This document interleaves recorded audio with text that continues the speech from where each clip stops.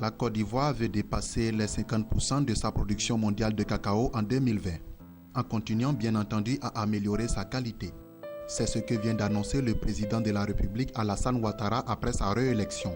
Pour lui, le pays qui assure déjà 45% de l'approvisionnement en or brun de la planète pourra ainsi financer sa croissance plutôt que de recourir à l'endettement. Si Alassane Ouattara peut se permettre de rêver grand pour le cacao ivoirien, c'est aussi parce qu'il bénéficie d'un contexte international particulièrement favorable qui est porté par la hausse de la demande mondiale et le recul de la production de son dauphin ghanéen.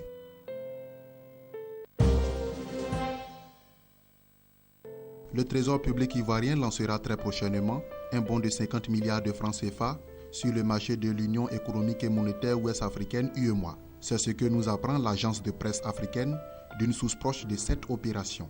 Ce bond sera proposé en unité d'1 million de francs CFA aux investisseurs des 8 pays de l'espace UEMOA.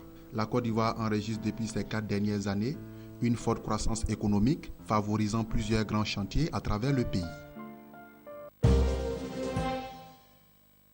Les services des douanes ivoiriennes se sont assignés au titre de l'année 2015 1404,7 milliards de francs CFA, un chiffre en hausse de 11% par rapport à 2014. La Direction générale des douanes est confiante dans sa capacité à relever les défis de la mobilisation des recettes. Le colonel-major Issa Koulibaly l'a d'ailleurs appelé à ses collaborateurs au cours d'une réunion de travail.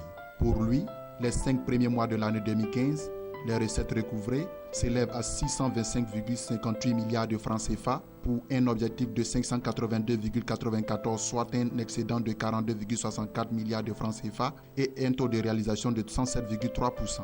Il leur a indiqué que les recettes douanières progressent de 150,87 milliards de francs CFA, soit une augmentation de plus de 31,8% sur la même période par rapport aux résultats de l'année dernière.